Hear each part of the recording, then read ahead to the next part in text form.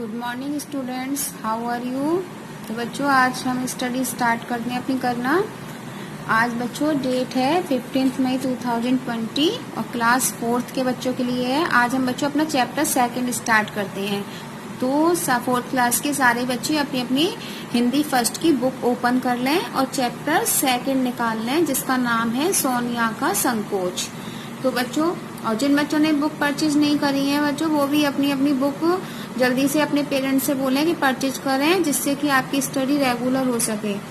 तो बच्चों इस पार्ट में बताया गया है कि जो बच्चे थोड़े संकोची स्वभाव के होते हैं, थोड़े शांत रहने वाले होते हैं, कम बात करते हैं, तो वो उन बच्चों को आजकल की दुनिया में मूर्ख समझाता है। लेकिन ऐसा नहीं है कि सारे शांत रहने वाले बच्चे या हिचकिचाने वाले बच्चे मूर्ख होते हैं। वो भी होशियार होते हैं पढ़ने में और हर एक्टिविटी में। तो बस इसी के बारे में बताया गया है। तो इसमें एक सोनिया नाम की लड़की होती है जो बहुत कम बात करती है, लड़ाई झगड़ों से दूर रहती है, बहुत कम बातों का ही जवाब देती है। क्लास में भी अगर टीचर कोई क्वेश्चन पूछते हैं तो आते हुए भी चुप बैठी रहती है। कोई बच्चे से बात करता है तो शिकायत नहीं करती है। तो उसका स्वभाव होता है। उसके स्वभाव से उसके माता पिता भी बहुत चिंतित रहते थे।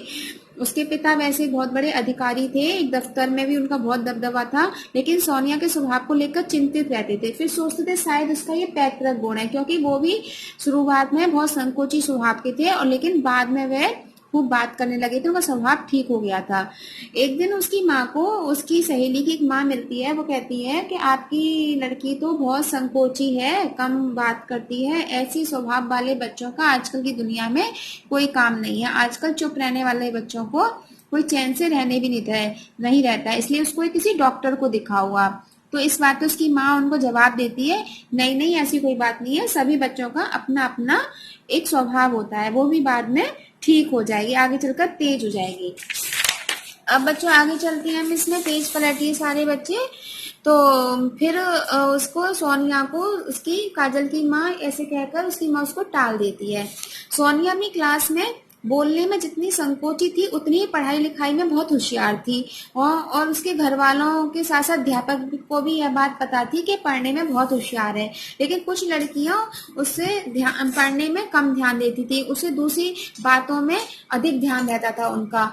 तो वो उस क्लास में जब टीचर कुछ पढ़ा रहे हैं तो उनकी नकल उतारती थी, है ना, उनकी वर्क को ध्यान से नहीं सुनती थी वो क्या कह रहे हैं। तो वो कुछ लड़कियां उसकी सहेली बन गई। जब अध्यापक ब्लैक बोर्ड पे काम कराते थे तो वो शैतानी करती थी। टीचर कुछ पूछते थे, बच्चे खड़े होकर जवाब दे रहे तो पीछे से कुछ उनको खींच दिया या कुछ उनकी नकल उतारने लगी, हंसने लगी। तो ये सब सोनिया को बहुत बुरा लगता था, लेकिन मैं अपने स्वभाव के कारण चुप रहती थी, उनकी कोई शिकायत नहीं करती थी। तब अध्यापक भी उसको बहुत भला बुरा कहते थे, लेकिन वो सोनिया से कहने में हिचकिचाती, कि उन्हें पता था कि वो पढ़ने में होशियार है और कम बात करती है।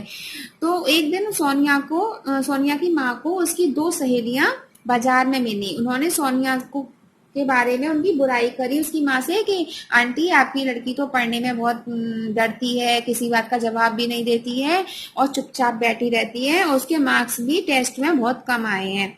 तो इस बात को लेकर, और वह तो बहुत डरपोक है।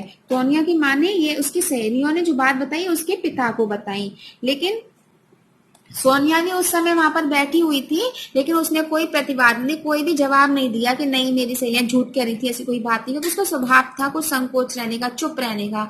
लेकिन जब उसके पिता ने सोनिया की रिपोर्ट बुक देखी तो उसमें उसके बहुत अच्छे मार्क्स आए थे। तो उन्होंने फिर सोनिया को बुलाया और उसको समझाया कि बेटा, आप स्वस्थ हो, पढ़ने में भी होशियार हो, लेकिन आप चुप रहते हो। फिर आप क्यों चुप रहते हो, क्यों जवाब नहीं देते हो ऐसी लड़कियों को? आपको ऐसी लड़कियों को तुरंत जवाब देना चाहिए या फिर उनसे किनारा कर लेना चाहिए, उनसे बात नहीं करनी चाहिए। आपको अपनी किताबों को अपना मित्र बनाना चाहिए, जो कि आपको आगे चलकर रास्ता दिखाएंगे। इस तरह से पिता उसको समझाते हैं कि तुमने कोई चोरी नहीं करी है, तुमने कोई गलत काम नहीं किया है, तुम्हारे नंबर अच्छे आते हैं, तुम होशियार हो पढ़ने में, डरपोक भी नहीं हो, फिर तुम ऐसी लड़कियों के प्रश्नों का जवाब दिया करो, चुप ना रहा करो, इससे तुम्हारी कमजोरी झलकती है। और जब तुम हर बात में होशियार हो तो चुप, फिर आपको संकोच क्यों होता है बोलने में? तब इस बात का सोनिया पे बहुत अच्छा असर पड़ता है। और वे अपने पिता को जवाब देती है कि आज मेरे संकोच का, मेरे चुप रहने का ये आखिरी दिन है पिताजी, और मैं आगे से इन लड़कियों को ऐसा जवाब दूंगी कि वो भी चुप हो जाएंगी और उनसे ज्यादा नंबर लाके दिखाऊंगी और कुछ बन के दिखाऊंगी आपको।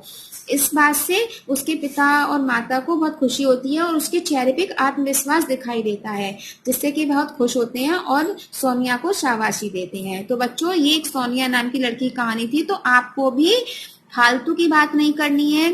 ये नहीं कि क्लास ज्यादा बोलने को कहा है तो आप बेकार की बातें करें, लेकिन आपको अब समय आने पर बोलना चाहिए और अपने लिए आवाज उठानी चाहिए, चुप नहीं रहना चाहिए, ताकि दुनिया आपको बेवकूफ ना समझे, मूर्ख ना समझे। तो ये थी एक सोनिया की कहानी बच्चों। तो आपको समझ में आ गया होगा। अब घर जाके आपको क्या करना है, ये चैप्टर अच्छे से अपनी बुक लेके रीड करना है, ताकि आपकी रीडिंग भी इम्प्रूव होगी और आपको कहानी और अच्छे से समझ में भी आ जाएगी। तो बच्चों, ये था आज का वर्क। कल फिर मिलेंगे। बाय।